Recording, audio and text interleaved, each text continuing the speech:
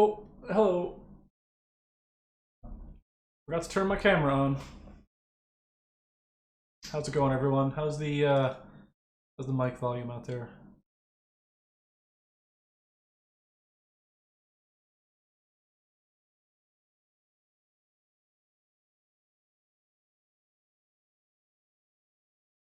Cool. Yeah, there's like a 20-second delay, I think. I'm not sure if I have the super low latency mode turned on. So yeah, I'm just sitting here reading. I just read this article. It came out like a minute ago or something. Here we go. So we made the news. Talking about some professors streaming to Twitch. I posted it on Discord. That's neat. The author of this article, Sarah Smelly, I've talked with her before about the StarCraft competition and stuff, and she just happened to be following me on Twitter, and so that's where this came from. We're not actually that famous. I kind of talked to her, been talking to her about this for like a week or so now. All right. Other than that, we're not gonna toot our own horn for too long. But today we're going to be going on with the C++ part of the term. If any of you were in 3200 today, I had like a 2.5-hour lecture. And that's because I wanted to get like squeeze 2 lectures into one. And so if my voice is a little hoarse, then I apologize for that. Also, I have a little poll here. Let me post it in the chat. So everyone, students or not included, can respond to this poll. So today we're going to be talking about pointers, and so I wanted to kind of get a feel for how many people in the course are sort of familiar with pointers or know them or have used them. Only a couple of people so far are very familiar with them. So just take a second to fill out that poll, and let me hydrate a little bit, and then we'll get back into the course. How's everyone doing? I'm not as rushed with this lecture as I was with the one this morning.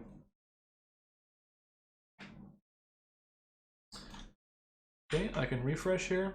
40 votes. All right. So, have you ever used pointers in C or C++? Yes, but I could use a refresher. That's most. No, I have never used them. So we've got about half and half between have used them and not used them. So that's good. So some people today will get a bit of a refresher. A little sleepy. Yeah, I didn't get to sleep until like 3:30 in the morning. So I didn't get a lot of sleep last night. Eating, that's good. I wish I could be eating. I had about 45 minutes between lectures, so I couldn't have lunch yet. So I'm going to have a super late lunch around 4 p.m. Let's refresh this again. All right, so again, we got about half and half. That's good. I wanted to know that. Let me close some of this stuff from earlier lectures. And what we're going to do today is we're going to get into C++ lecture number 2. So this is lecture 3, but the second part of C++. And we're going to talk about stack and heap memory. We're going to talk about memory allocations. We're going to talk about pointers. We're going to talk about RAII. We're going to talk about all sorts of cool stuff that is like what we needed to know last time in order to do this stuff. So first I'm going to go through the slides, and then we're going to do, for each topic, we're going to do a programming example for each of those. So I'll go through some of the slides first, and then we'll go do some live programming again, because that worked out pretty well last time, I think at least.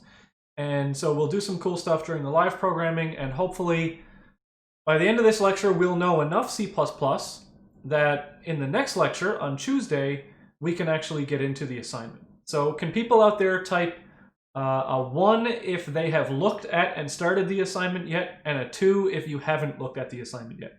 I haven't officially given out the assignment yet, but the files have been there if you're familiar with it. Yeah, Nightbot is going to be a bit harsh with the spamming, so don't spam too much. Okay, so a bunch of people haven't looked at it. That's great. So on Tuesday, we're going to be looking at the assignment, but today, hopefully, we'll cover everything that we need to know for the assignment. So let me close Discord here, and let's switch to PowerPoint mode and get into it. All right, so C++.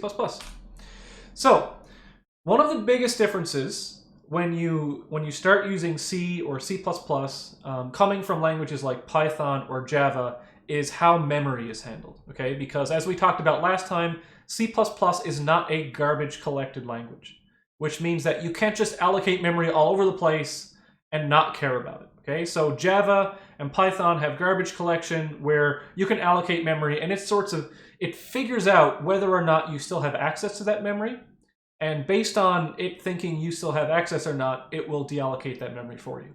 C++ and C are not like that at all. However, by the end of this lecture, we will see that even though C++ is not a garbage collected language, we can get away with really not having to worry too much about memory management.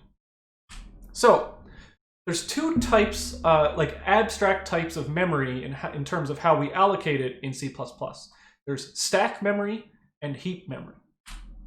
So, when a program is launched that's written in C++, the operating system gives it a number of areas of memory that it can operate with. So the main two that we can manipulate are the stack memory and the heap memory. And there's a bunch of differences between them, which we'll get into. So both the stack and the heap are stored in RAM, and the difference is determined by the operating system when the program runs. Okay, so the operating system will say this part of the memory is available for the stack, and this part is available for the heap. So the stack and the heap memory, at a basic level, they just store data. Okay, so data is stored in the stack and data is stored in the heap. We're going to request an amount of memory either from the stack or from the heap, and the program will give it to us. Okay. The main differences between stack memory and heap memory are the size of memory available. So there's a lot less memory available for the stack than there are for the heap. And if you've ever been to the website Stack Overflow, the reason for the name Stack Overflow is because if you're doing recursion or something in C++ and you run out of stack memory due to like an infinite loop or trying to allocate too much on the stack, what you get is a stack overflow and your program will crash. So your program will crash, and that's why they named the website that. The way memory is found and allocated is different. The speed of the memory allocation is different. The way we request memory in our code is different. And also, stack memory is deallocated when it leaves scope. Okay, so it gets popped off the stack. So we're going to go through a number of examples, and hopefully it will be really, really clear to you by the end of 20 minutes or so from now what the difference between stack and heap memory are. We're not going to go into the real specifics. For example, the program code lives on the stack, but we don't need to go that deep into like separating the stack between like where the variables are allocated and where the code is living. It's not like a hacking or security course where we really need to know that. So we'll be going into practical examples that we'll be using in the course rather than like completely destructing the stack and the heap and wondering and really going down to a super, super deep level. So let's say we have our function. So we have a main function here. If we declare int val equals 5, so that's just a plain primitive type integer in C++, and we've given it a value of 5. So whenever we allocate a primitive type or a class or a struct by default like this with no extra symbols, that memory is going on the stack. Okay? Whenever we allocate memory with the new keyword, okay, so for example, and we'll get into pointers a little bit later, but if I have a pointer to an integer called hval, which is heap value, and I say equals new int, so that will allocate the memory. It goes and asks the operating system, hey, give me some memory on the heap because I've used the new keyword. In C, you don't have the new keyword, so you would use malloc, but we're not getting that low level in this course.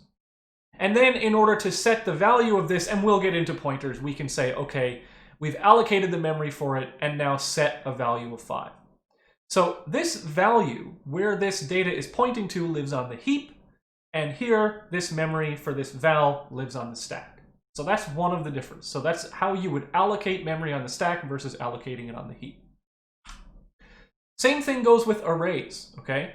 So if I have a static array in C or C++, so I say this is the syntax that I would use for that. So I'm going to have int a for my array, and that's going to have 5 entries. So all 5 entries, and an integer is 4 bytes, so all 20 bytes of that array lives on the stack.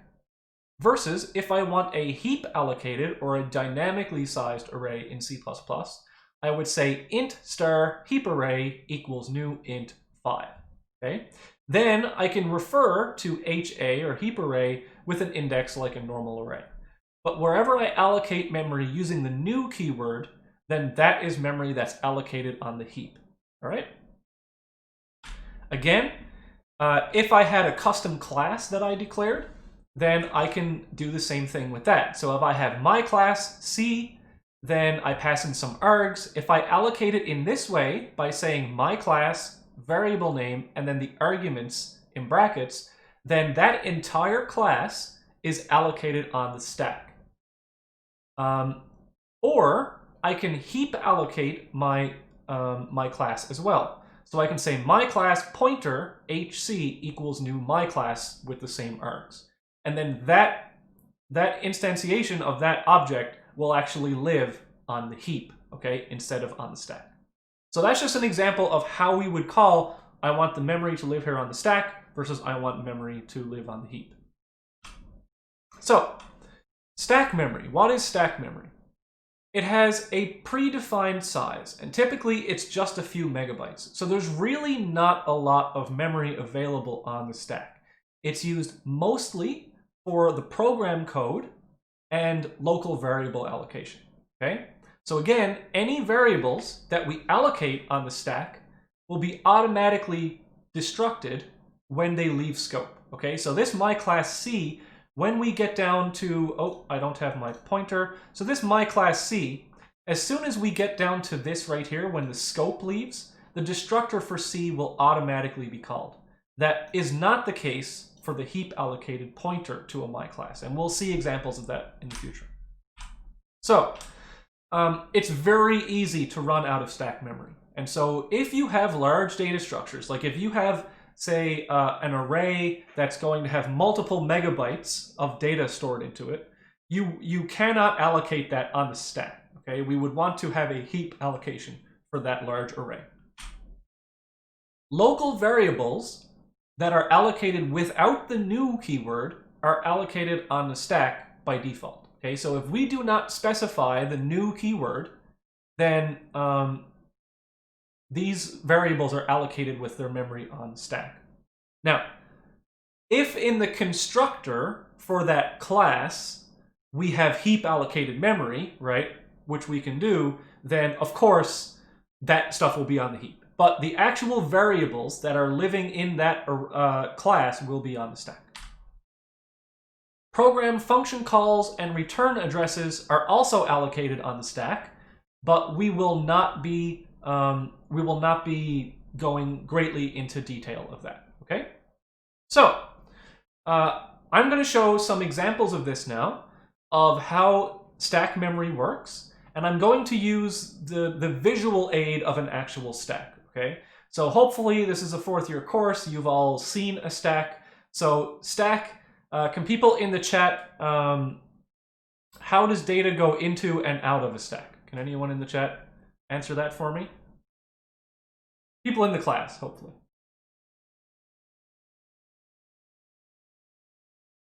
Ah, Taswaf, got it wrong. So yes. So it is not first in, first out. First in, first out is a queue, right? Think of an actual stack of objects. Let me see if I have some objects here. What kind of objects do I have? I have a phone, I have this, okay. So here's what a stack is, right? I have my phone, I'm going to stack things on top of it. Here's my driver's registration, because I just renewed my driver's license online. Here is a needle nose pliers, because I just had to get a light bulb out that broke, okay? So here's a stack of things. If I pop something off the stack, it's not the first thing that I added that gets removed. It's the last thing that I added that gets removed, right? So you've all seen examples of that. That's the stack, okay? So that's stack memory. So we're going to go line by line through an example. And this is not literally exactly how it works, but it's a good enough abstraction that you'll know how stack memory works. Okay, so we've got our int main here, and somewhere on the stack is the current address of stack memory. Okay, so the operating system sets that up for us. We have no variables allocated on the stack before we run the program. So now we say int I equals 6. So what happens is that variable I gets allocated on the stack, okay? And so the stack memory holds the value of 6, and whenever we refer to the variable I in our code, the code looks up this value and gets the 6 and returns it, okay? Then what we can do is we're going to say int b equals 10.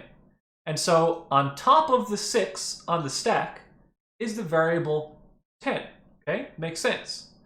Next, we've got some custom data structure, which is a point, and we're going to allocate that on the stack.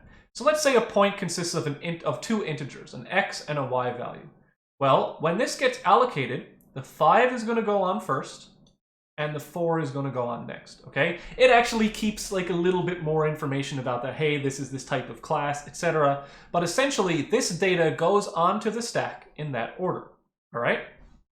Now, if we're done, and then we exit this block of code, doesn't have to be a function, just any block of code, then when I get to this bracket here, things get popped off the stack in reverse order of their allocation, right? First in, last out. So, or last in, first out, if you want to say it that way. So the last thing that was put on the stack was the point. So that gets popped off the stack. The next last thing was the variable b, so that gets popped off the stack. And then the next thing was the 6, and that gets popped off the stack, okay? So when we're talking about just pure data, stack allocated variables, no heap memory whatsoever, we don't need to worry about memory allocation in C++, because things that get allocated on the stack get popped off the stack, okay? Now, the one extra thing here is that when you pop a class, a heap allocated class off the stack, its destructor also gets called, okay? And we'll talk about why that is important when we get a bit later in the lecture. So all these things get popped off, and when the program terminates, all our memory has been freed, and all is good to go. Okie doke. So, the stack memory is also known as static memory. And the reason it's called static memory is because all static memory allocation sizes need to be known at compile time. Okay? So because the stack operates in a very specific way and your program code is there as well, your program has to know how much memory is to be allocated on the stack at compile time. Okay, so that's a very important issue. So memory allocations which depend on runtime variables, we call those dynamic memory sizes, must be heap allocated. Okay? So, for example, if we want to do something like have a bunch of students, like we did last time, we had a bunch of students in a file, right? So if we want to store those in an array, then we need to have a dynamically allocated array, because we don't know how many students there will be in the file before we read it. And so what we did last time was we used a vector. And even though the vector was allocated on the stack, internally, the vector has a heap allocated array that it manages the size of. Okay? So a vector gets allocated on the stack, but the internal array of a vector gets allocated on the heap. And we'll show an example of that later. We'll actually do a little bit of an example of that. Okie dokie. So heap memory. There is much, much more space available on the heap memory than the stack.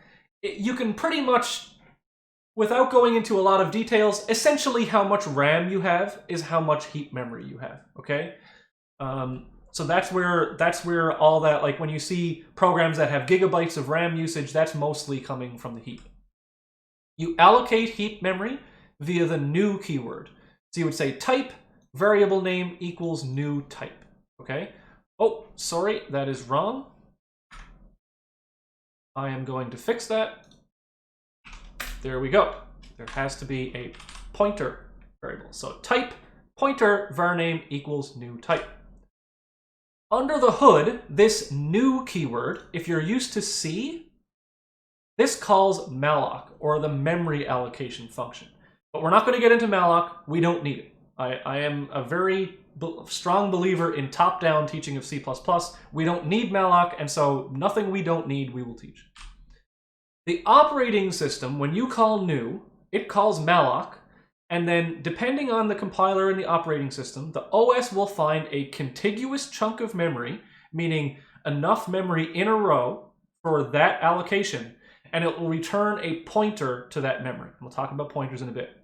This is actually a very complicated and expensive operation. Calling new is expensive, and we want to avoid that if possible, but we'll get into that later in the course. It's fine for now. And then what you do is you can access the memory via a pointer. So let's look at an example of that. Someone just said in the chat they had a question. Is it possible to pop just one part of the point? No. So because that was allocated as a point, the entire point gets deallocated at once. All right. And as far as I know, when you leave a block of code, there's no way to actually go back and do something in between the deallocations. Just all the deallocations happen. The language takes care of that for you. So now what we're going to do is we're going to look at the stack and the heap side by side and look at some pointers as well. Okay? So this is the stack. The stack lives in memory somewhere. We just saw an example of that. Now, we also have the heap. So in practice, the heap and the stack in your physical RAM are going to live in completely separate areas, right? Now, when it comes to the heap, you can picture these as like slots in RAM, okay? And so these are like, they're slots in RAM of a particular size. For our case now, we're going to pretend that each slot in the RAM, each memory address can hold an integer, okay? We will fix this later. Oh, I don't want to have that there right now, so I've got to close this. I don't know how to discard my changes. All right, so let's go through this example. And also, what we have done is, and we'll talk about pointers, but pointers are essentially just memory addresses, okay? A pointer is an address to memory. It's essentially an integer. So let me repeat that. A pointer is just an integer, or an unsigned integer, which is an address in RAM. Okay?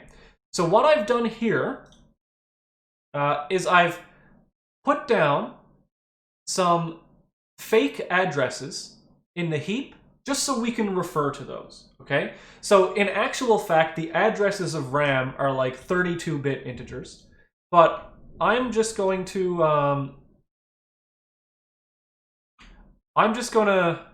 geez, 1 second, sorry about that. I'm just gonna label these 1 through 5, and where you see OX whatever, this is like fake hexadecimal, right? So this is memory address 1 in the heap, 2 in the heap, 3 in the heap, and they would go up to like billions, right? Because you have gigabytes of RAM. So what happens now when we run through this program? All right. So the first thing, just like before, int I gets allocated on the stack because we haven't used the new keyword, okay? So down here, we see I has been allocated on the stack, right? So this is I right here. We go to the next line of code, and then J gets allocated on the stack as well. On the stack lives the value of 10. Now, the next thing that's going to happen is going to be the big difference, okay? Instead of allocating the pointer values on the point values on the stack, what's going to happen is the pointer itself, the value of the pointer, which is an address, is going to be put on the stack. And the data is going to be put on the heap at that address, okay? So here's what happens. When we say pointer or point P, right, we give it this pointer equals new point, and I've just renamed it so it's a bit smaller here. We've given it the values of 5 and 4. So we said, hey heap, I want to allocate space on the heap for a point that has 5 and 4 as the data. Okay? So, what happens is the heap, or the new operator, calls malloc. The operating system says, hey, I have found space for this data structure. I have found a contiguous space in memory. That contiguous space is addresses 1 and 2. I'm going to return you a pointer of where this thing lives, okay? So the pointer p stores the value of 0x1. The pointer stores the address. And then this up here is the address where that point is stored on the heap, okay? So the pointer, which is the address, is stored on the stack, but the object we allocated is stored on the heap. And the place that it was allocated on the heap, that is the address, all right? So the pointer points to the data on the stack. That's why it's called a pointer. It is literally just an address. Now, we're going to keep going. We're going to allocate this statically sized array, okay, and we can do this with this syntax in C++. Give it the values of 3 and 4. Those values are pushed onto the stack. Okay. So, now we're going to exit the block of code, and we're going to see what happens. All right? If this is all we have done, then the following happens. Because this is a stack, the last thing that was pushed on was the array. So we're going to pop the array off the stack. It no longer lives there. The next thing that was put onto the stack was the pointer. So we popped the pointer off the stack. The next thing was the value of j, and the next thing was the value of I. But here's the problem. Our heap memory is still allocated. It's still living on the heap, okay? And so this is a memory leak. Let's pretend that this function was a function that gets called 60 times per second in a video game, okay? That means that every time you call this function, it's allocating memory on the heap right here, okay? The next one might go here, the next one might go here, but you are not getting rid of that memory. So here is where C's manual, or C++'s manual memory management comes in. Whenever we allocate memory on the heap, we have to allocate memory, or we have to deallocate that memory later, okay? So, I just got a question, which is a good question. The question was, why was there no address for the stack at 0x2, okay? The reason was the pointer always gives you the address of the beginning of the memory, okay? And then the program, later on, when we look at pointer syntax and stuff, it will figure out that the 4, like the program figures out that the 4 lives here, okay? And I'll get into more of that, more of those examples in the future. Okay. Someone else asked, what happens for PTP equals new PT54? If there is no star, then it's a syntax error. You cannot allocate memory like that. So that won't compile. So the problem is the heap memory is still allocated. So we have to manually delete it, okay? So we delete the pointer, well, we delete the heap allocation, we free the memory by calling delete p, all right? So once we delete p, that will be fine. Now, now that I'm done this, let me go back to look at some questions. If you assigned a new value to 0x1, would it override the previously stored? So we'll get into that example, okay? But yes, if here I stored a new value at 0x1 somehow, then it would actually overwrite the data that was in this point. So one of the dangerous things and powerful things about C and C++ is that we can write values to memory addresses wherever we want. And so if I just happen to overwrite the value of memory of 0x1 by 51, then now my point would be 51, 4. Right? So this is really powerful, but really dangerous. And so we're going to try and avoid doing that. But yes, it is possible to overwrite heap memory wherever we want. Now, with some exceptions, operating system permissions and stuff like that. Okay. Is there a way to create PT in heap, but those values 5, 4 in the stack? No. Not if you stack allocate it, or not if you heap allocate it with the new pointer. Okay, so the memory layout of C++ is actually quite complicated, okay? So for example, in Linux, we have the stack, which lives at higher memory. We have these are auto variables for main, the argc, argv, system stuff. We have shared libraries and all this kind of stuff that we don't need to know the details of, okay? All of these are operating system and compiler specific. A lot of the details of this won't matter for the course. Just realize that if you go to some website and it tells you about the stack and the heap, it's not going to look like this, right? This is just an abstract view. So remember, stack memory is fast but very limited. Heap memory is slow but much larger and has to be allocated via the new keyword. All right. So this is sort of what the actual C++ memory layout looks like, is that stack variable addresses will grow upward and heap variable addresses, well, we won't talk about how they grow. So I got a new question. Does every class need to be created using new? No. So you weren't here for the beginning of class, and going forward, I won't be answering questions that I've already answered in the beginning of the lecture.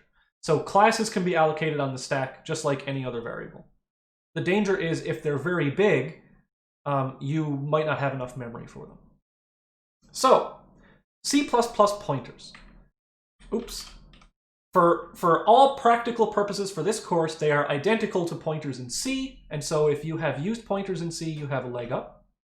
A pointer just stores a memory address, like I said before. That OX1 or the OXFFAB724001 is just a pointer to memory. And we're going to do a live coding session where we actually see the memory.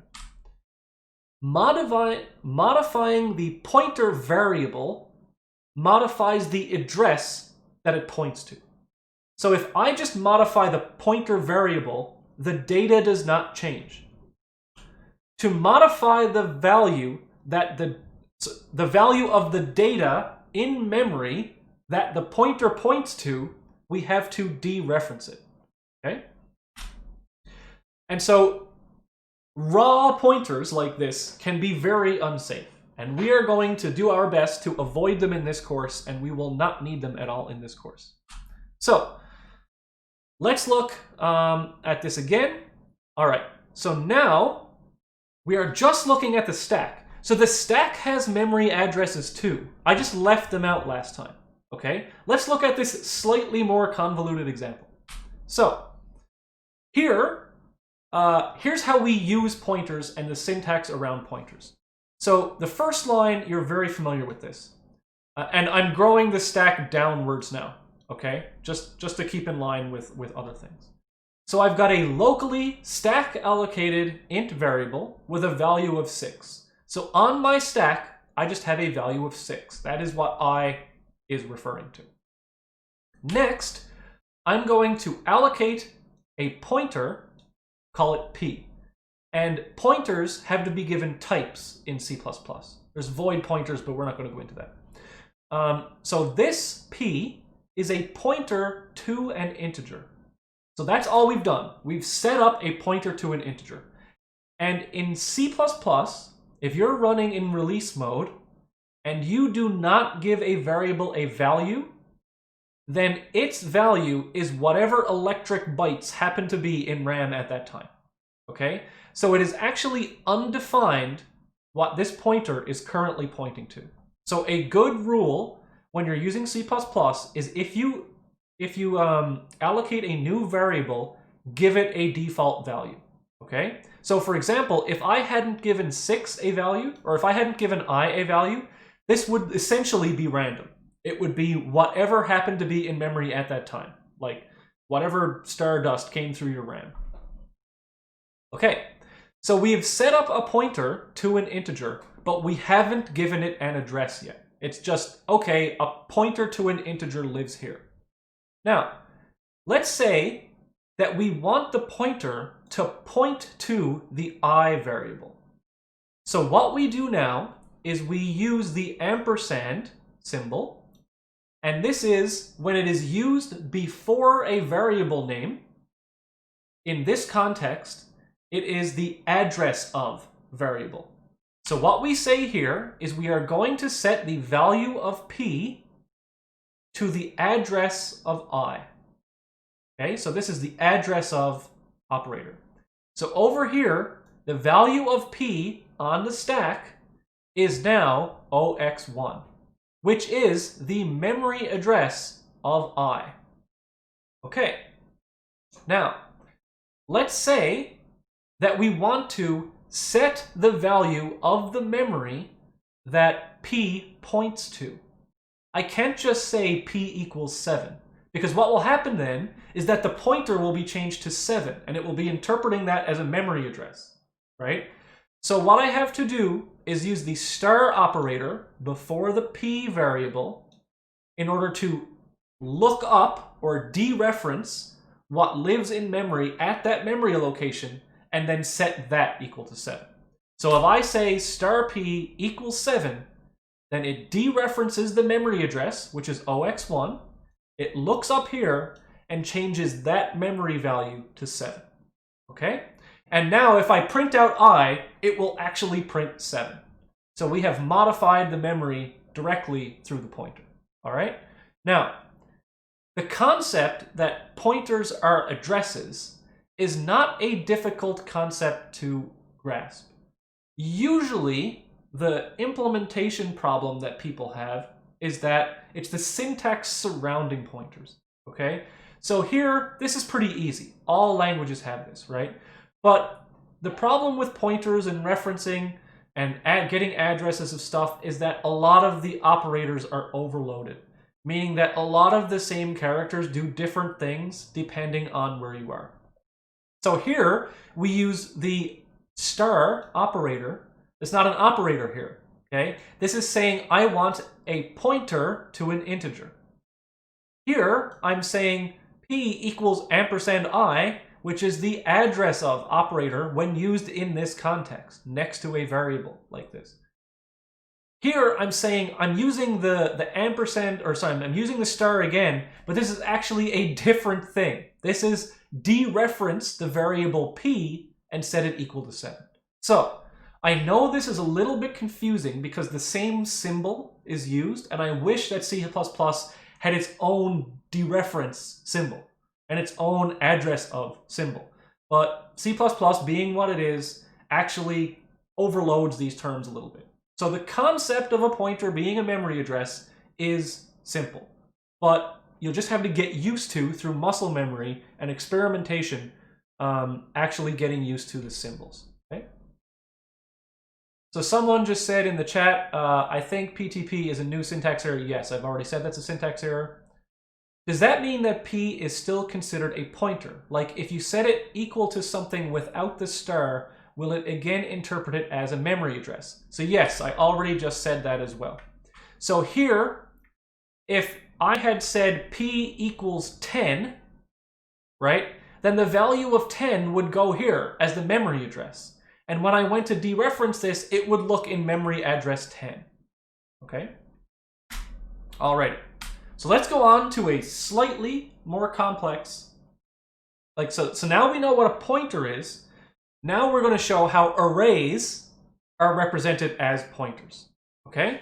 So, if we call this line of code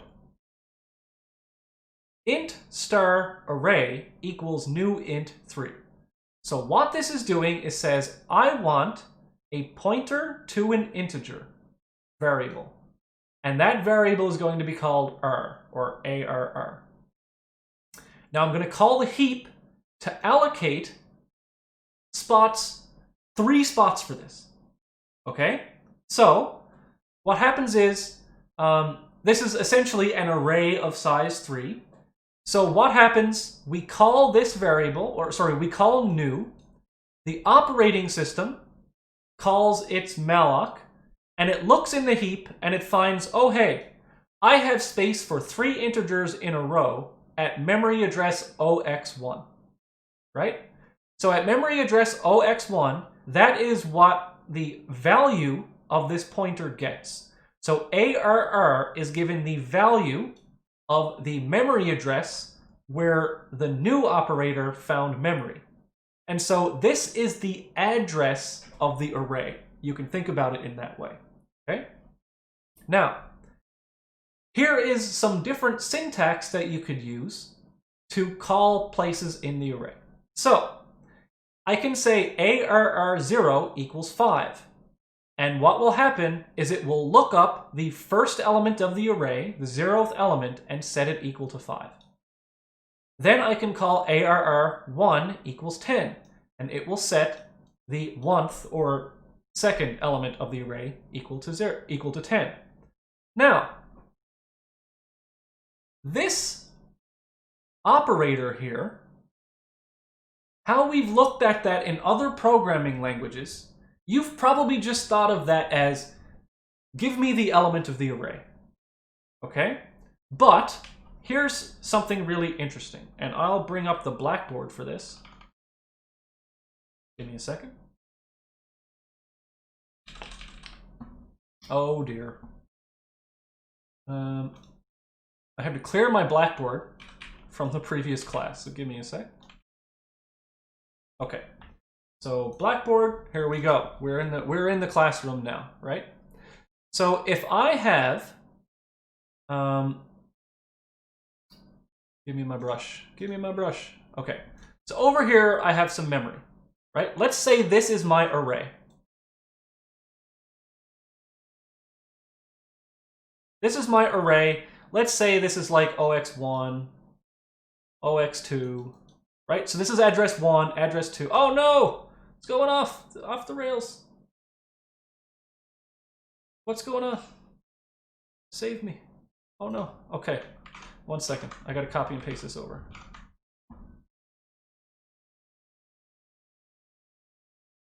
There we go. All right. We're just gonna have a little white spot over here. So this is my array. This is a, oh jeez. All right, we're doing it live. ARR. Okay? So, if I say int star ARR, right? Now I call the heap, so ARR is pointing at this memory address, right? So, I've got an array of size 3. I've got some values in here. I don't have values set yet, so they're all kind of random. So I have int ARR, that points to the beginning of the array. So if I say ARR0, right, this points to the 0th element. If I say ARR1, this says this element. ARR2 is this element, okay? So you're all used to that. But let's go back and look at some pointer arithmetic, if you will. So I can type like this now. So if I say ARR0, what does that actually mean? Well, let's use pointer dereferencing to get the first element of the array. So if the array starts here, then ARR is just the address of the array, right? That's the address of the first element of the array. So if I just say star ARR equals 7, then that will put a 7 up here, okay? That's because I've taken the memory address, dereferenced it, and then put a 7 there. So a 7 lives there. So if I say stir and then ARR plus 1 equals 10, then what this will do is it looks up the memory address of ARR, it skips ahead by 1, and it puts a 10 in there. So I can manually access this memory in the array like this. This is exactly equivalent to ARR1 equals 10, okay? Similarly, if I wanted to get at the nth element of the array, so if I say ARRN equals value, That's exactly the same as dereferencing the pointer ARR plus n skips ahead equals value. Okay?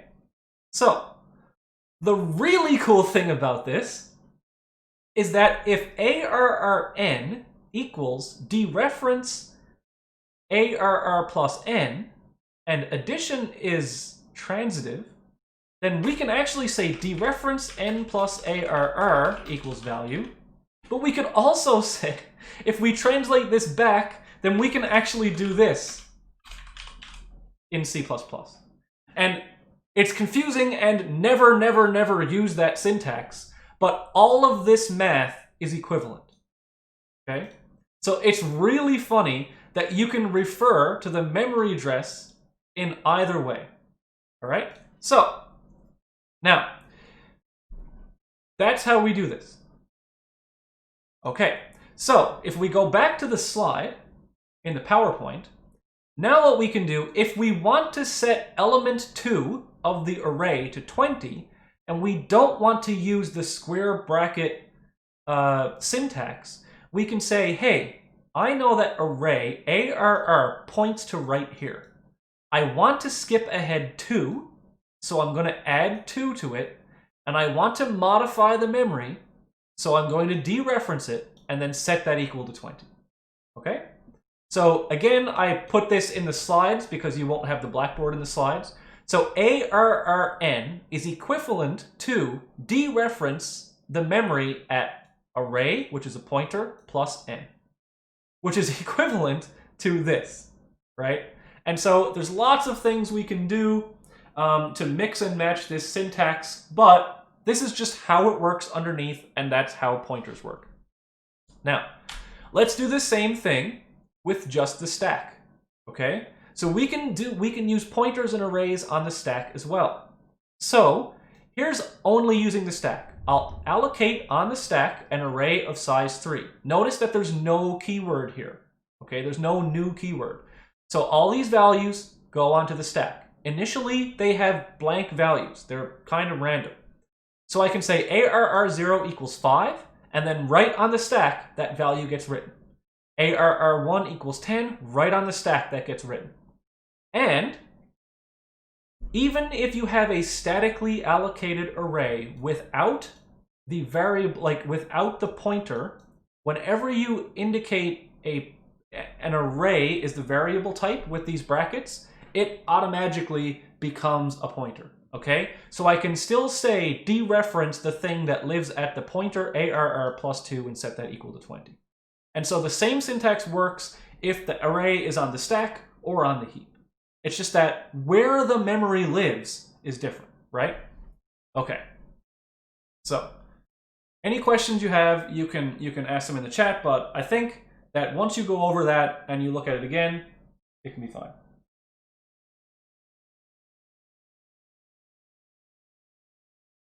All right, so what I'm going to do now is I'm going to go over a live programming example of this. So here I have my terminal set up, and this is set up in the same way as last time, so I will not be explaining how I set this up. I have a blank C++ program, and what I'm going to do is the following, okay? So I'm going to have int value equals 20. All right. Now, if I standard cout value, or actually, let me just say this is v. So v equals, and then I'll print out v, and then I'll print out a new line, right? And then I'll return 0 because I want to be good. Okay, very, very simple C++ program. What should be the output? It's 20. Okay, so v equals 20, right? Okie doke. Now, let's set up an integer pointer. I'll call that PV for pointer to v. And so I will set that as the address of v.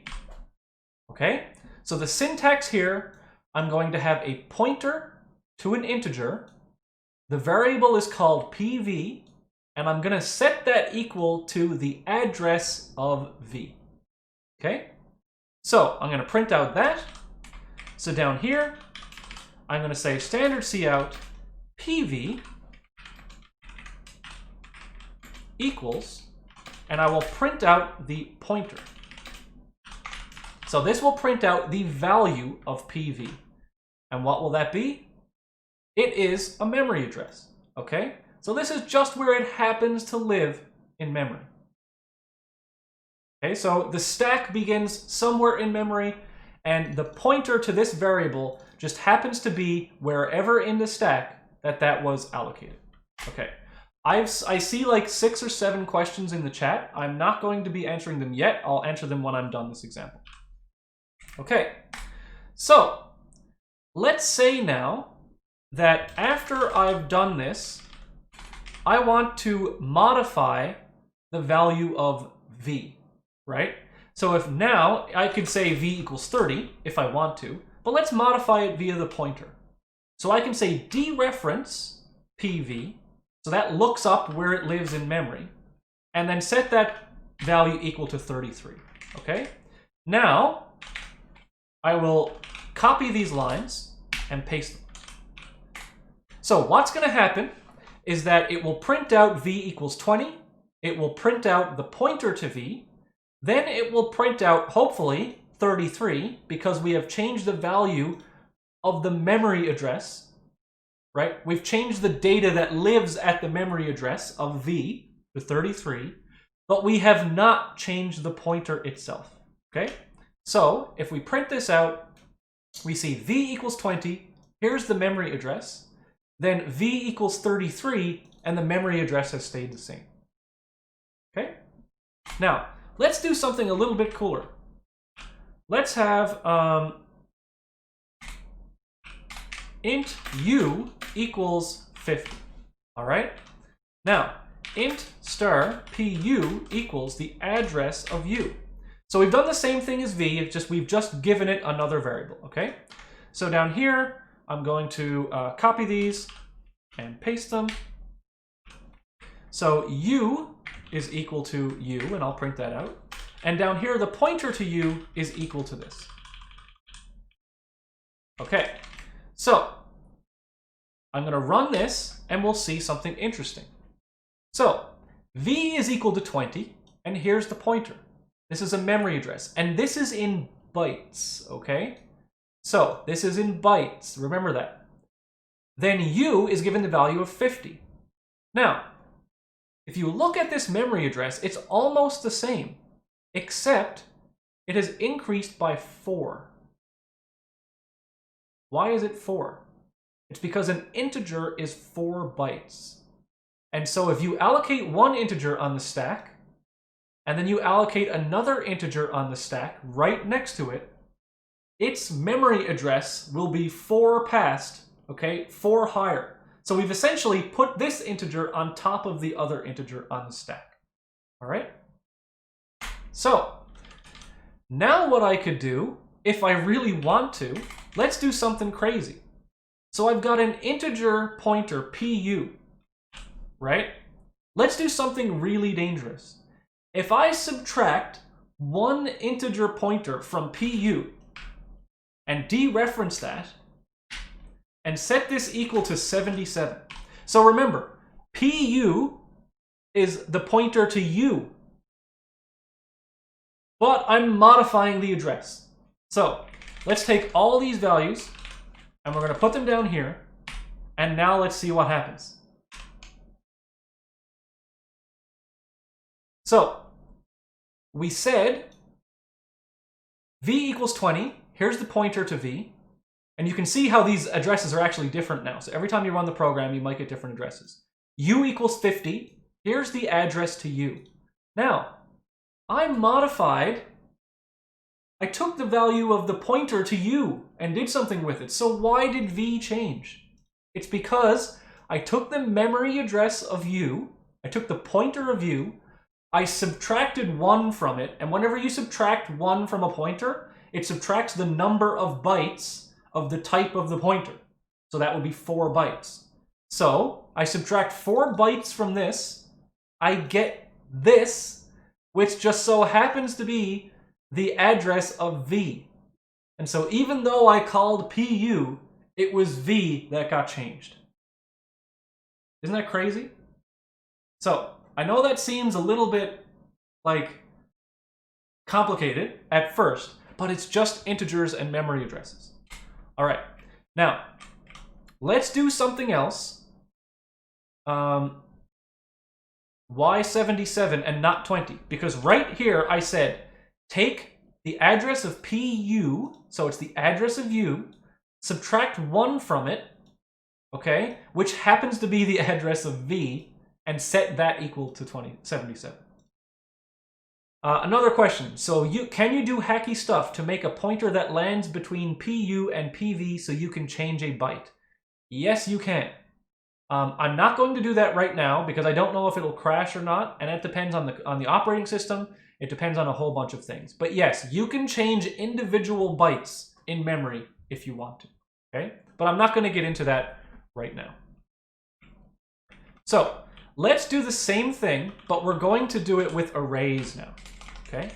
So I'm going to say int array, so I'm going to say S array. This is going to be a stack array. So it's a stack allocated array of size 10. Okay? Now, what I'm going to do is I'm going to, for size t I equals 0, I less than 10, I plus plus. So I'm going to go through this array and I'm going to do something with it. Okay? I'm going to print out the value of the array. So what's actually stored in data in the array. And I'm also going to print out the address of the array. So let's see what happens there. So we're going to print out SRI, right? That's how I look at it. And then I'm going to print a new line. So actually I'm going to say value of index, or value of SR, value of array I, and then I'll do this. Okay, that should be fine, right? That'll work. Yes. And cout, I can say address of array I. Now, if I want to get the address of this array's ith index, I can do it one of many ways. First, what I could do is I could say SR plus I, right? SR is just a pointer, remember. So I could just add 1 to it, or sorry, not 1. I could add I to it to get the address of the ith element of the array. Similarly, I could call SRI and then get the address of it, right? So there's all sorts of different ways that you can actually get and set memory like this. All right, so let's just call it like this. And I want to actually, this is address, this is the first, and I'll show you that these will be the same, okay? Plus I, there we go. So now when I run this, okay, so let's scroll up a little bit. Value of array 0, 4545. What the hell? I didn't set any values here. This is 0. This is 1184. Oh yeah. If I don't give stack allocated values or heap allocated values a default value when I allocate them, then they just get whatever randomness happens to be in memory.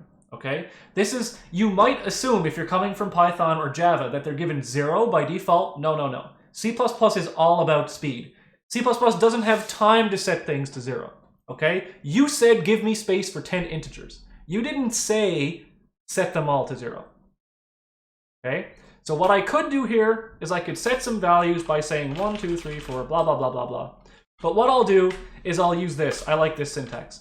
So this is, this says give it the default values of 0. Okay? So all my values are now 0. That's an easy way of just giving them values of 0. Similarly, if I went down here and then said sArray I equals I, then my values, let's say actually give it a value of I times 100. And so now when I print out the value, 0 will have 0, 1 will have 100, 2 will have 200. Okay? But if I look, the addresses are the same, right? So the address, I just printed them out in two different ways. Here's the address of the first index of the array. Here's the address of the second index of the array. Here's the address of the third index, the fourth. And if we look at it, each of these is just adding the size of an integer, or 4 bytes, to the address of the previous one. Okay? And since this array was allocated on the stack, then these values are on the stack. So now what I'm going to do is have a heap array equals new int 10. All right. So this says, hey, heap, give me space for 10 integers, right? And it's going to go to the heap. So what I'm going to do here is I'm going to change this just a little bit. So I'm going to put in a couple of new things. So the value of sArray and the address of sArray, right? Now I'm going to say copy that, put these here. I'm going to have the value of the heap array and the value, and the address of the heap array. So over here, I have to change this to h, and I have to change this to h. Okay? So let's run this again. Now, if I look, when I call new on the heap allocated array, it does give it values of 0. I think it always does. I'm not 100% sure. Someone might be able to correct me on that. But I think that when you allocate new on an array like that, it actually has the default constructor for everything, so there's zeros for integers. So the value of the stack array at 0 is 0. The value of the heap array is 0. But if we look at the pointers, okay, the address of the first index of the stack array and the address of the first index of the heap array, they're completely different. They are in different areas of the RAM by billions of addresses, okay? Because the stack and the heap are allocated in completely different places in memory. So if I then go to 1, the value of the stack array is 100 because I said explicitly I want it to be I times 100. The value of, the address of the first index is 4 more than the previous index of the stack array. Now, even though the heap lives somewhere else completely in memory, its values are contiguous with each other, right? So the second element of the heap array is right next to the first element of the heap array. Okay? See how that goes? Alrighty. Now, let's see what I had for... Yeah, so that's what I wanted to talk about in terms of pointers. Now, if I exit this program, I will have 40 bytes of memory, right? So if I delete all this, when I get to right here, as I said previously in the lecture, my stack allocated array will destroy itself. Everything on the stack gets destroyed, but things on the heap do not get destroyed, okay? So what I need to do is call delete on this. And the syntax for deleting, so if I have just a single value, so if I have int star p here, and I want to deallocate the memory for that, I say delete p. If I want to delete everything in the array, then I say delete array h array. Okay? So that's the syntax for doing that. But you can see now how easy it is to have memory leaks in C++. Because if I go up here and I have a function, right, this function foo, and in here I say int star array equals new int 100 or 1000 even, and then I exit the function without deleting it, every single time I call that function, I leak 40 kilobytes of memory. Okay, so I have to be very sure about that. But as this lecture goes on, you're gonna realize that we don't need to worry about that so much, because we're not going to use raw pointers because they're unsafe. And you've seen why they're so unsafe, because you can access anything and delete anything, and it is completely bonkers. Okay, so that's pointers. That's pretty much all you need to know about pointers. So we'll keep going on. And for people who have questions, you can go back and you can watch the VOD. That'll be available, especially for people in the class. Okay. You have to delete before return, because if you don't, then those variables are lost to time, okay? Yeah, so there's a bunch of questions up there that are very specific to what I was talking about before, so I'll just keep going on. Every array in C++ gets allocated contiguous memory. Whether it's on the stack or on the heap, it has to find contiguous memory in order to allocate it. And we'll talk about why contiguous memory matters a lot more in the future of the course. So, if pointers are so unsafe, why the hell would we use them? Why am I teaching them? Okay. Well, we must use a pointer for inheritance. Okay. And the reason for that is the following. So if we have inheritance and we have a base class, right? You all know what object-oriented programming is. I have to say, if I want to set up a base pointer, if I want to set a base variable equal to a derived class, then I have to say base pointer equals new derived. Okay? And the reason for that is because the pointer is allocated on the stack. Okay? And the the base class and the derived class may have different sizes. The derived class might be way bigger than the base class. And so you can't allocate a derived class as a base class as a raw stack allocated variable, because the sizes may be different, okay? So you have to use a pointer. You can also use a reference, but we haven't gotten to reference yet. Also, passed by value versus passed by reference. So, if we want to modify a variable passed into a function, we have to use passed by value versus passed by reference, right? So, also, when pointing to large data can't live on the stack. Okie dokie. Now, references are different than pointers, but they are essentially just safe pointers, okay? So wherever we used star to allocate a pointer, we have to use ampersand to allocate a reference. And oh my god, could they have chosen a worse symbol to use for reference? It's terrible. It's overloaded so much, but you just have to get used to it. I'm sorry, I didn't make C++. The difference between a pointer and a reference is the following. A reference must point to existing data and can never point to a null pointer. This makes them almost always safe. So, prefer using references to pointers wherever possible in our code.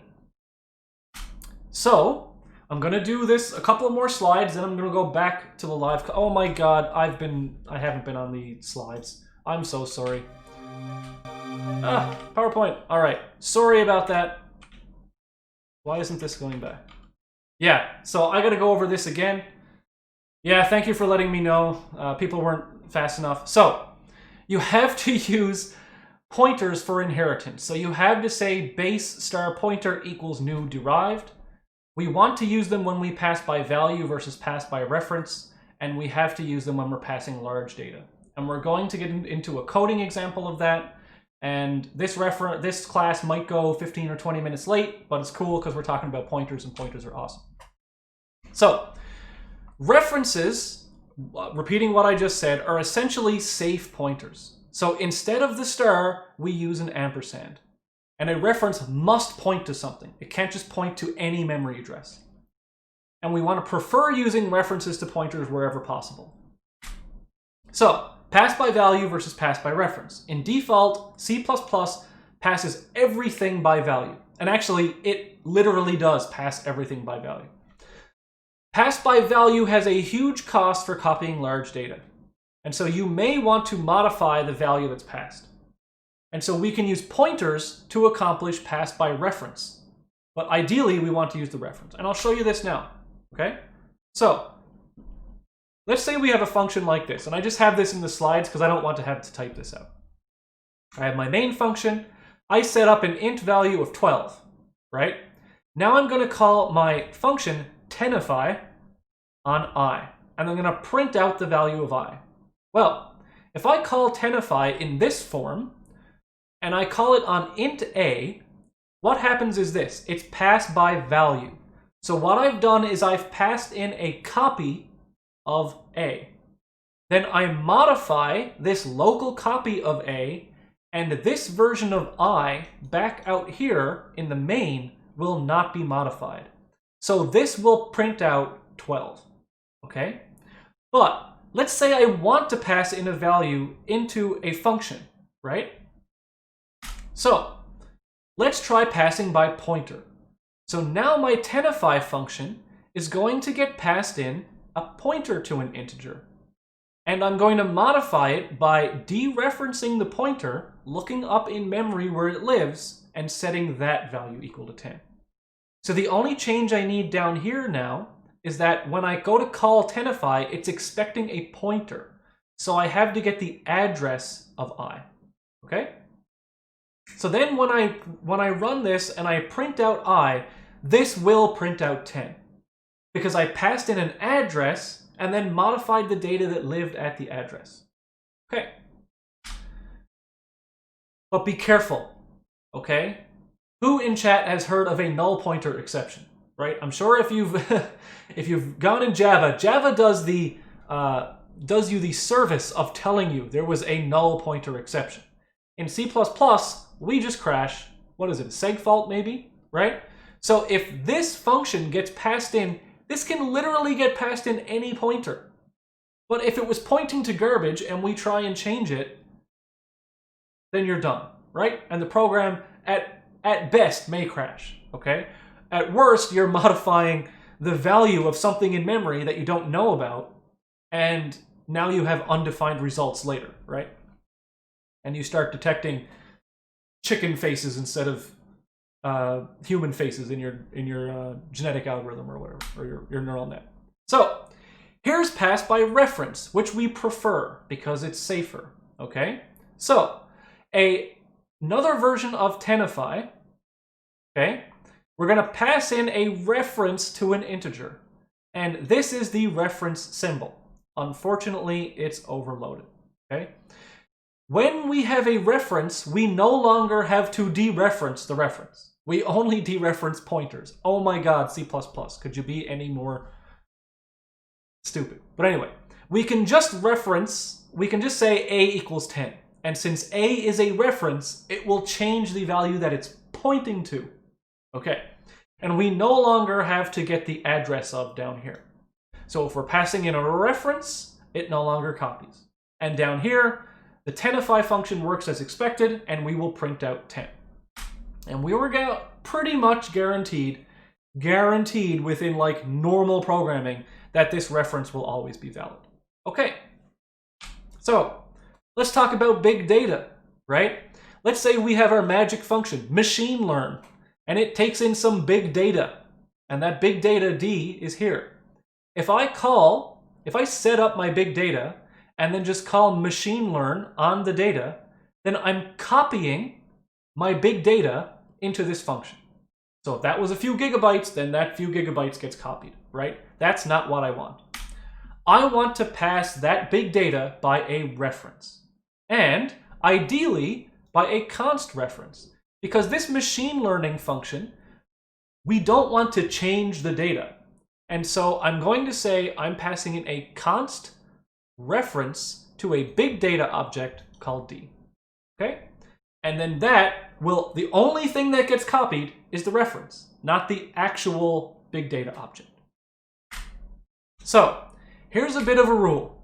Whenever we pass a variable to a function that we don't want to be modified, always, almost always, use a const reference. Okay? Const declares that the variable cannot be modified inside the called function. We only have to pass the 8-byte reference without worrying about modifying it. Here's the exception. Okay? Pass primitive data types by value. So, if we were to have like a function that's just adding 2 primitive data types like ints, floats, doubles, chars, that kind of thing, do not use a reference for that. We can copy the data in there. Why? Because when we have a reference, there is an extra dereferencing step that is actually a bit slower when using primitives. Okay? And we haven't talked about shared pointer, but pass shared pointers by value as well. So we pass primitive types by value, and we pass smart pointers by value. Okay, we'll get to what that means in a minute. Now, let's see. I gotta bring up my notepad. Okay, so the concept of RAII, very, very important. Okay, RAII stands for Resource Acquisition is Initialization. Oh my god, what the hell does that mean? Well, it means that it binds the life cycle of a resource that must be acquired before use to the lifetime of an object. What in the hell does that mean, Dave? Well, it makes life easier by implementing things in a way that automatically manages memory and resources for us. So this will be really, really cool. So the way we implement our RAII is we're going to encapsulate our resources into a class, right? So we'll give an example of this. The class constructor is going to acquire the resource and initialize it. And the class destructor is going to release the resource properly. So the class itself should be instantiated such that it either has an automatic storage duration or is in another RAII object. So what in the hell do we mean about that? Well, here's an example, okay? Actually, let me go to the live programming for this, because I think it's more fun to go to live programming. All right, so we have int star array equals new int 100, right? So if I told you make an array of size 100, that's how you would do it. And then down here, when you exited, well, if you haven't deleted it, then it just gets, it's lost to time, right? It's a memory leak. But let's implement this as RAII. And so the RAII way of doing this is to create a class that manages the memory for me. Okay. Now, also keep in mind that if I have a my class, C, classes that are stack allocated have their destructors called when they go out of scope. That's very important. All right, so let's do this. Let's use the int array as a good example. So I'm going to have class int array, right? So this is my class. Now down here, I'm going to have as, well, I'm going to declare public. So my int array constructor is public. And let's say that that takes in a size, num, or size, size, there we go. Now, what's going to happen here in the constructor, now I'm not going to use an initializer list just because I want to be very clear with what I'm doing, okay? So in private, I'm going to have an int star array, okay? Well, m array. So this is my array, and I'm going to be good and set this initially equal to a null pointer, okay? So there's the int array that I'm going to be working with, but I'm encapsulating it within a class to make it memory safe, and I'll show you how this works. So down here, I'm going to call new. So when I get my size in the constructor, I'll say m array equals new int, and I'll say size. Okay, so now I've constructed it, right? But here's where the RAII comes in. So in the constructor, I acquire the resource, so I initialize the memory. Then in the destructor, this is how you specify the destructor. This will get called whenever this object goes out of scope. So here, I would call delete array. Okay, so what does that do? Well, now down here, I can say int array, my array, and I'll give it a value of 100. But look what happens. That constructor gets the resource. It calls the new, right? But then when I get down to the end of this function, the destructor calls delete for me. Okay? So I don't need to worry about calling delete because the function, all that functionality we've wrapped inside the class itself. Okay? So that's RAII, and it's extremely important, and it's why going forward into this course, we will never have to call delete. Okay?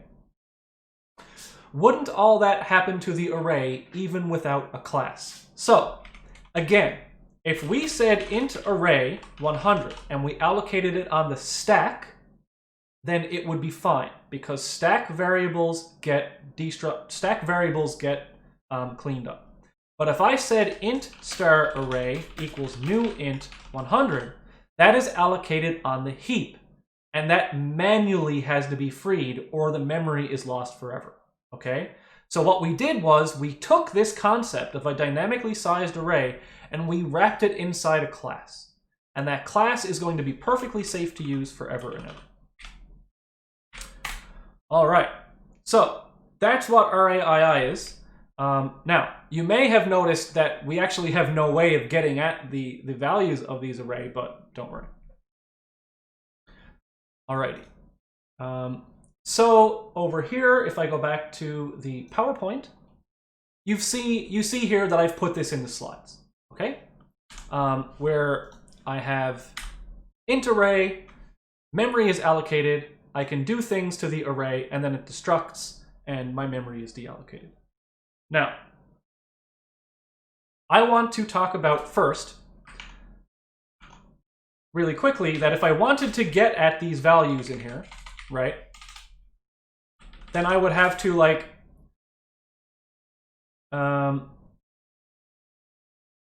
okay, if I actually want to access the values of my array, what would I have to do?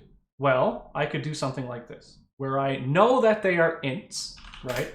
So I could have an int get value, or just int get, and then size t index, and then here I would say return oh, sorry, thank you. Okay, I'm just saying here, if I want to get at values of this array, right? So I can return array index. That will let me get values. Also, I can have a function which lets me set values. Set values, size t index, and then int value, right?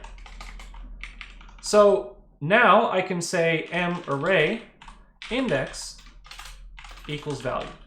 Okay, so down here, wherever I use my array, whenever I want to get something, I can say my array dot get 30, and that will give me the int, or I can say my array dot set the index of 30, the value of 100, and then that will set it.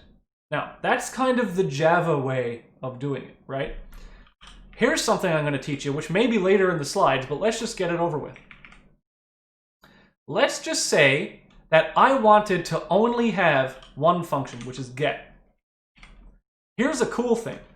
In C++, if I return a reference to an integer, this is like returning a pointer, right? So what I could do down here is say my array.get 30 equals 10,000. And this will actually set index 30 of the thing in the array to 10,000. See how that works?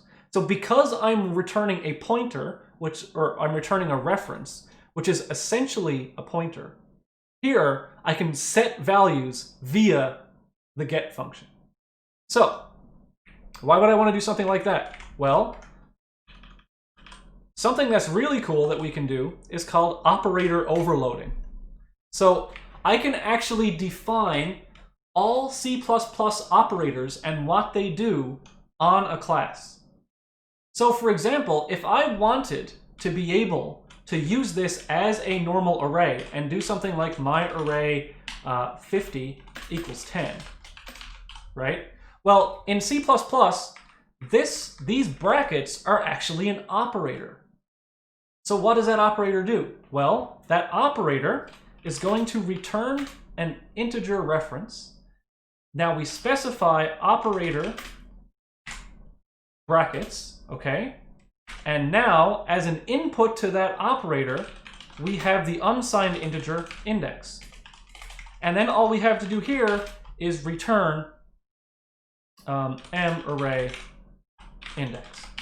Okay, so here, this will work. So if I have standard cout my array 50 and then a new line, hopefully this all works. I've probably made a typo. Oh, look at that. It worked, right? So the custom class that I wrote, I can call square brackets on it. I can call plus on it if I want to. I can call minus on it. It's just defined as any other function in the language, okay? So that's a really cool thing about C++, and it makes things really compact, but also it makes it really dangerous. Because if you see someone else's code that has this square bracket operator, right, you might think, oh, that just gets something from an array. But up here, this could be like delete all files in C Windows, right? So that is a problem, is that the fact that if you're just reading someone else's code, you don't know exactly what it'll do. Now, we'll talk about Const Correctness later, but this is as far as we need to go for that topic. Okay, now let's go back to the PowerPoint slides. I like this ability to go back and forth really easily, especially when I remember to tab back, right? Okay, so technically we are past the time of the course, but I'm just going to get it all out there. And then the rest of the lectures for the class, I promise you, will be on time. All right, it always has been, yeah. So, C++ smart pointers. It can be really cumbersome. So let's say, for example, we want to make an RAI object for every single class that we have, right? So that when I allocate it with new, it will deallocate it automatically. That's going to be super, super annoying, right? So this is where smart pointers come in. So it can be really cumbersome to create our own RAII classes for every data type that we want to store a pointer to. Luckily, C++ contains different smart pointers. Okay. In this class, we will only be using shared pointer, standard shared pointer. People who are C++ purists or super optimizers are going to yell at me for this because there are unique pointers, there are different kinds of pointers. But this course is designed to get you off the ground and running with something that'll work and be sort of fast, okay? So we're going to use shared pointer and we're not going to complain about it because it'll do lots of cool stuff for it for not much overhead. Shared pointers are going to use RAII for given pointer types. I just had a question, will you get mad at us if we use unique pointers in our assignments? You cannot use unique pointers in the assignments because all of the skeleton code uses shared pointers. So just go with it. All right, so you will be wrong if you try and mix them. How about that? So a shared pointer is essentially a reference counted pointer, okay? And what this means is that it's RAII, you pass into the constructor, you pass a pointer that it's going to own, okay? As soon as you construct it, its internal counter is set to 1 in the constructor. Every time you copy the shared pointer, the counter is increased by 1. Every time it gets destructed, the counter is decreased by 1. And when the counter reaches 0, the resource is deallocated, okay? So, This is why we pass shared pointers by value. So in order to use shared pointer, we have to include memory. Here's an example. So this is one way to allocate a shared pointer. It's the wrong way, but it's one way. So we're going to say standard shared pointer my class. That is the syntax. So it's a standard shared pointer of the type my class. This is a template. We'll talk about templates later. We'll call that pointer P. And we will give it ownership to a new my class with some arguments. So we'll create a new my class and we'll pass that into the constructor of the shared pointer. Okay? This is the more intuitive way of thinking about it, so I'm showing this first. Now, at the time of this constructor, the internal count inside the shared pointer will be equal to 1. Now, we are going to call func on this shared pointer. I don't know why I didn't call it here, but I should have called it. Okay, so let's pretend that I called func on the shared pointer. Now, when I call it, it gets copy constructed, and C++ copy constructor of shared pointer increments the count by 1. So now the count is equal to 2, right? Now we do something else, and then what happens? Well, the destructor of the shared pointer gets called, and the count gets decreased by 1. So now the count is back to 1. Down here, when we get back to our main function, we do some other things, and then the function terminates. And the counter goes from 1 to 0, and so the destructor of the shared pointer says, if the count is now at 0, let's free up the memory. Okay? And it can do this for any type. So when we go into talking about ECS, our entities will be using shared pointers to entities. And as long as we pass our shared pointers in the correct way, we never ever have to worry about deallocating them. All right? So this will make things a lot easier. Now, here's the correct way, is that in C++, when we have to declare really long variable names like this, we can usually use auto.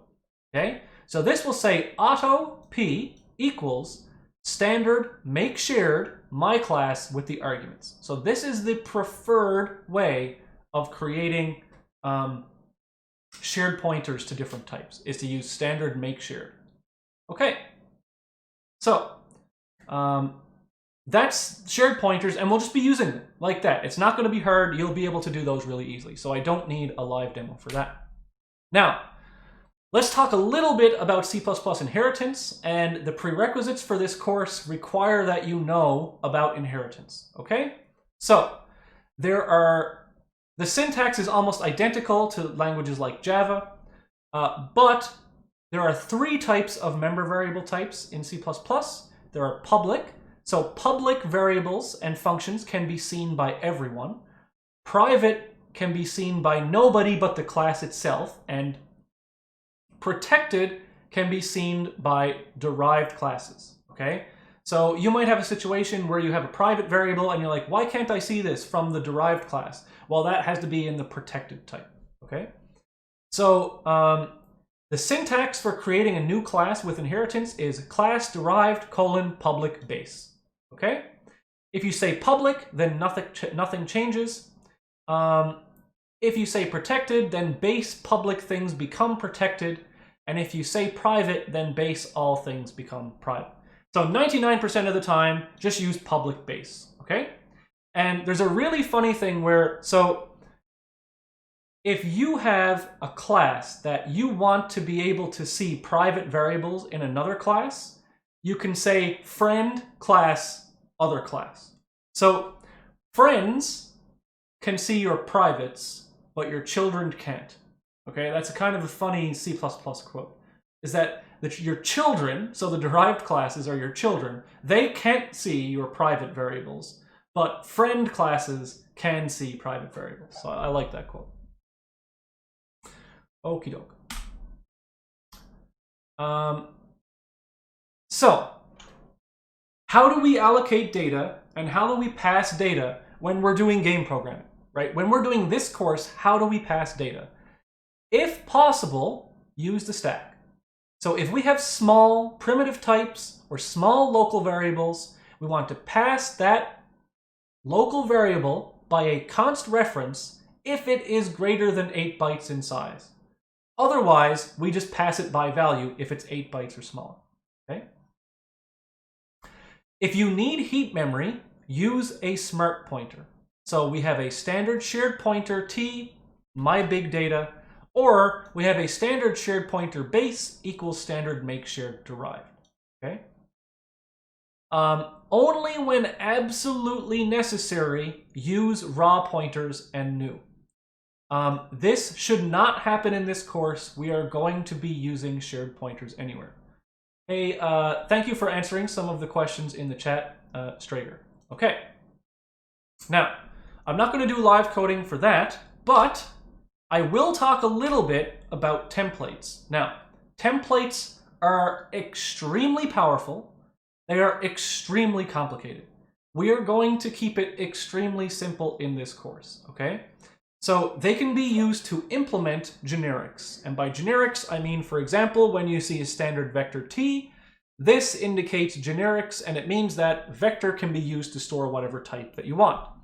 And this means that this vector stores type t. So we're going to do a coding example that's going to show templates, and I encourage you to go out and see other examples of templates in the wild. But for now, I'm going to shut down the PowerPoint, and I'm just going to go back to the live coding, and I'm going to show what templates can do really basically, okay? So here's how templates work. Remember when we had our class int array? Here we go. So we had our class int array, right? Now, what if we wanted a float array or a double array or any other, or a my class array? Are we going to rewrite this class for every single possible type that we want to store in an array? Of course we're not, okay? So what we're going to do, what we want to be able to do is use a template. So ideally, what we would have is something like my array, and then we give it a type like this, okay? So that's what we want this to be in the end. So what we'll do is we'll just live edit what we have here, and we'll call this my array. Now, this is the syntax for that. Is it this? Oh my God, please tell me I got that right. So you can say template type name t, or you can say template class t, okay? Yeah. So here, what I will do is wherever I said int, I'm going to replace it with t. It's really that simple. So if I want to make this class use it like any different type, then this is what's going to happen. Thank you. It's been a while since I did my own template. So I'm going to use template class t. Thank you, chat. It's great. So down here, I have to change this, of course, to my array. And then down here, I have to change int to a t. So whatever I call this with, it will call the correct new. So this again will be my array. I'll delete my array. And down here, whenever I want to get access to the thing, now I just call t. Okay? So now down here, this should all just work. Yes, it did.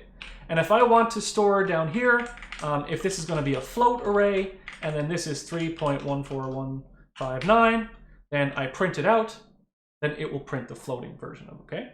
So that, at a very basic level, is what templates are mostly for, okay? Templates, you can get into template metaprogramming, and you can have templates like compute Fibonacci numbers at compile time, and all sorts of crazy nonsense that we're not going to get into in this course. But I just want you to know the syntax for that and one of the use cases where we would want to use templates, okay? Also, not only are they just for classes, but you can use them for functions as well, okay? So let's say, for example, we had a min function. And in this function, we had like int1 and int2. and we wanted to figure out, so like return, we could say int1 less than int2, int1, int2. Okay, so this is the function. Let me call this I1 and I2.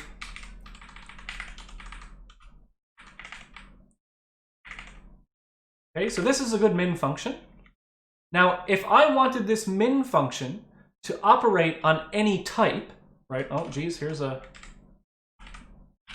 typo. I can also say template class t, and in here I can pass in a t, and here I can pass in a t, and I can return a t, and I can do the exact same thing, right? And as long as t has the operator less than defined on it, then I can do this. All right, so let me check my checklist. Yes, the last thing I wanted to show is something called Const Correctness. So at its heart, Const Correctness means wherever something is not being modified, you want to put in the const keyword, okay? So let's have an example function where on my array, I'm going to have a void function called print, okay? Inside this function, I'm going to say, oh, have I not stored the size? So here, m size equals 0. Here I'm going to say m size equals size. And again, I'm not using a, I might as well just use the initializer list, right? So m array new t size and m size size. So let's do it properly, get the initializer lists. Okay, and for those who are asking, this is called a trigraph, I think. And it's a really good thing when you have simple if statements and you want to return based on that. So C++ has this, Java has it, Python has it. What you say is return, and then you ask a question. If this question, the conditional operator, okay, thank you. If this question is true, it returns the first thing. If it's false, it returns the second thing. Not a ternary operator. Ternary operators is an operator that has 3 things in it. Is it? I don't know. Anyway, whatever it's called, that's what it does. And I'm running out of time, so I don't want to delay on that. You can look up what that's called. So back to const correctness, okay? Now, I want to print out this array. So what am I going to do? I'm going to have for size t I equals 0. I is less than m size I plus plus. I'm going to print out standard cout m array I, and then I'm going to print out a new line, okay? So each element of the array is going to get printed on a new line. Perfect. That's what I want. So down here, what I'm going to do is I'm going to call this int 10. I'm going to say this is a new int 10. I'm going to say my array like 5 equals 77. And then I'm going to call my array dot print, and hopefully this does what I want. Oh geez. Okay, so yeah, the problem here was it gave me a warning and said that size is actually going to come before this, so I rearranged this and it's no problem. Okay, so it did exactly what I wanted, right? It printed out the array. It printed all zeros because I used new, so it allocates everything to zeros. And array 0, 1, 2, 3, 4, 5 is equal to 77. Now, let's do something else. Let's say up here, I have a function which do something. Inside this function, I want to pass in a my array of ints, and I'll call that array. But I don't want this function to be able to modify this array object. I want it maybe to do some analysis or do some deep learning or something like that, right? But I don't want the array to be able to be changed. So what I do up here is I say const, right? So what that means is that this array cannot be changed inside this function. Array cannot be modified inside this function. Perfect. So let's say in here that I want to print array, right? So what I'm going to do, instead of printing it here, I'm going to call do something on my array. So what should happen is that I've allocated my array, I've set something, now I call this function on this array, right, which is const, and I just want to print it. Fine. So I run it, it says, uh-oh, something's wrong. This is not obvious what's wrong. And this is going to be an error that you probably run across when doing a couple of your assignments. So what this says is that passing const my array int as this argument discards qualifiers. What that means is the following. Here I have a const my array. So I'm not able to change this array, but I have called the print function. And the print function might modify the array. But this function isn't allowed to modify the array. It's very strict. It can't even call functions that can modify the array. But sometimes I have functions that I want to be able to call on const objects, like printing them. Printing them shouldn't change anything. So what I can do is I can use const at the end of the function declaration, and that says, hey compiler, this function will not modify this object, okay? And now that I've added this qualifier, now I can call it on a const object. All right, so that's why it's important that anytime you want to be able to modify something, or you want something to not be able to be modified, you have to qualify all of the functions that should be able to be called on a const object as const. Now let's give the last example here, okay? Let's say that I just want to print a single value of this array. So I'm going to say standard cout array 5, right? All right, so here, all I want to do is get the value of array 5 and print it out. Now, here I get the same error. Why? Because if I look, the square brackets operator has not been declared as const, right? So if I then go declare this as const, what will happen? Well, that worked, but I didn't want it to be able to work because it's actually modifying the array, right? So we kind of tricked the compiler into doing that. Here's what you actually want to happen. Whenever you make a data structure, I don't know how it works, Strager. It's probably a warning, I'm not warning all or something like that. It shouldn't have worked. But here's what I want to be able to do. I want to be able to have one version of the square bracket operator that I can use in this fashion, right here, when I want to modify an index, and I want to have another const version that I want to use just to look at the array without modifying it. So I can do that. Let's create a second copy of this, okay? And I'm going to say now that this version is const, and the reference that I return is also const, okay? Perfect. Now I can also say that the input value of index is const. So there are 3 places, actually there's kind of a 4th place where you use const here.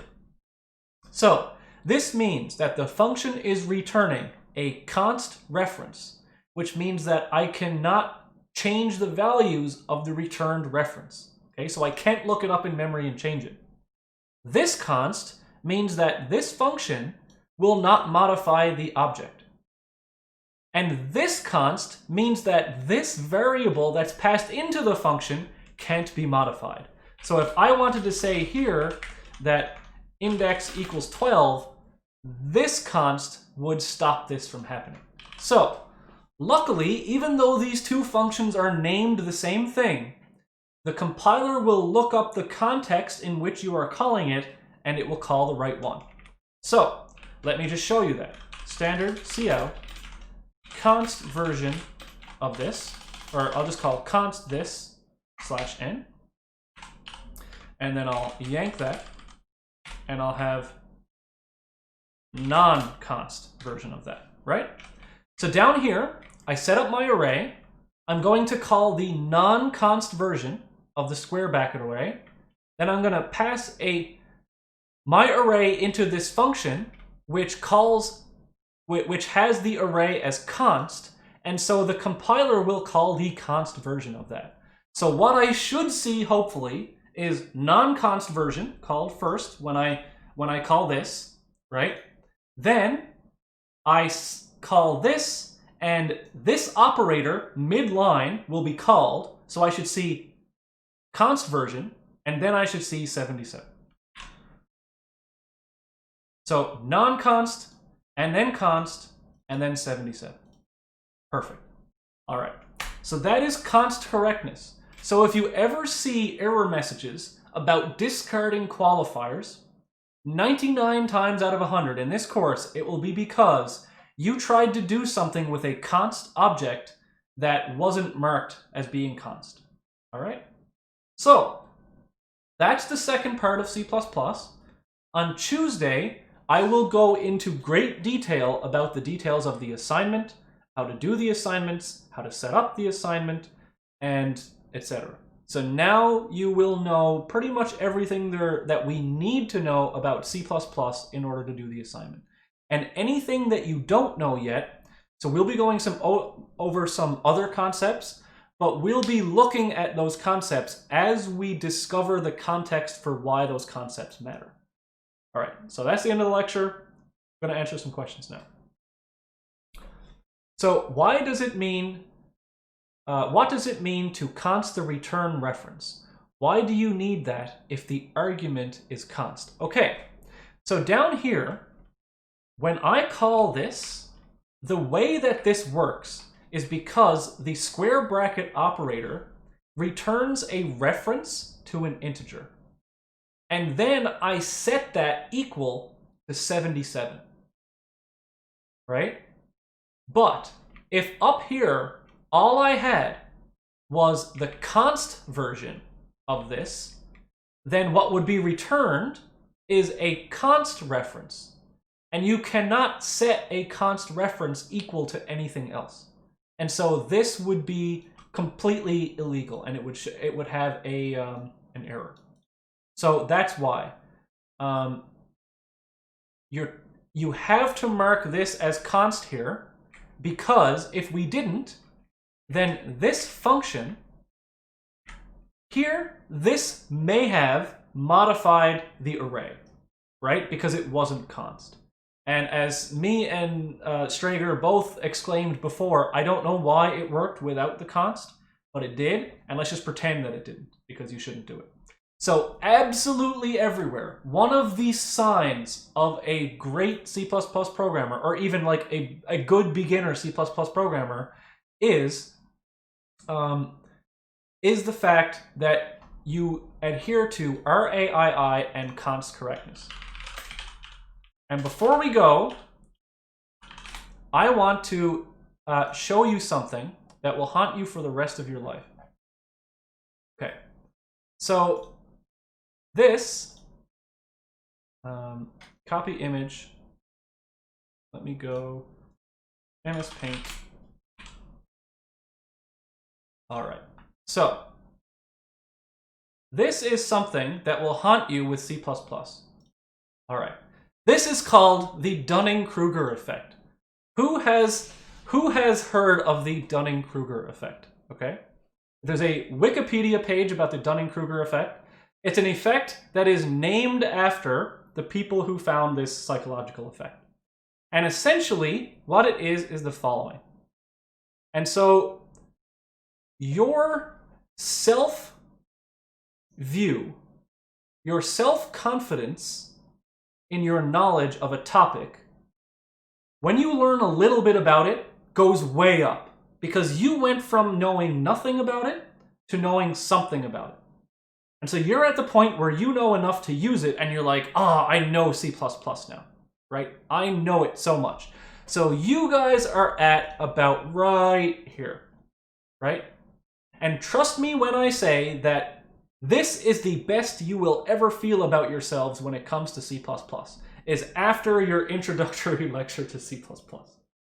And as we go through the course and you run into more and more errors, your confidence in C++ will go down. But trust me, that only means that you are learning. So you are entering the valley of despair of C++. But that means that you are starting to become confident in C++, okay? And what happens with the Dunning-Kruger effect is what's happening is you start to learn so much that you start to know what you don't know yet. And that becomes very, very intimidating. So at the very start, you guys are at the top of Mount Stupid, right? You are at the height of ignorance. Well, not the height of ignorance. No fault of your own, okay? But you guys have just climbed Mount Stupid, and the rest of the course will be falling down into the valley of despair. And then if you program C++ for a few years, you will start to climb the slope of enlightenment. And I'd probably say I'm not quite at the plateau of sustainability, because every time I want to read a file in C++, I still have to Google it, but that's fine, that's just syntax. But I know enough to program games in C++. So I am at the plateau of C++ sustainability for my courses. But if you said, go implement a shared pointer, I'd have to look all that up, right? So if you start to despair, this is very normal. It is called learning C++. It is called learning video game programming, okay? So as your competence increases, your self-confidence will go down to a certain point where you have hit rock bottom and you think, okay, it only goes up from here, right? So hopefully by the end of the course, you're almost at the bottom, right? But we'll see. Okay. Are there any more questions before I sign out? Because I have been talking for almost 5 hours today. Holy shit. Oh yeah, and just going forward again, to make sure that all you C++ purists out there aren't hunting me, I will be introducing concepts and algorithms and data structures in this course that are a balance between ease of use for undergrad students and usability and functionality, okay? So I, as someone who I would not consider myself an expert in C++, but I know enough of it to get by in this situation, and I've spent two and a half years now refining the assignments to the place where I believe it is a good balance of usability, functionality, and optimization, okay? So yes, we will only be using shared pointers, and I know that they're not as fast as raw pointers, but they are way safer, and they will get the job done. And we will be trivially making games that run at 1,000 frames per second in this course. We do not need to worry about shared pointer being the bottleneck. But at the very end of the course, in the last few lectures, I will start to tell you what you would do if you were making a game for the real world, right? You would switch from shared pointers to this thing. You would switch from string maps to this thing, right? So at the very end of the course, I'll give you all the tips and tricks, well, not all of them, but a lot of the tips and tricks that go fully in the direction of optimizations and throw usability a little bit out the window, which is not out the window, but make it a little bit harder to understand. So go have a look at assignment 1, which is on the website, because I'll be talking about it next class, and if you've seen it, you'll have a much better example, or a much better picture of why what I'm saying matters in your mind for the next lecture. So that's all the questions. Everyone, have a great weekend. Have a look at the assignment, and good luck climbing out of the valley of despair.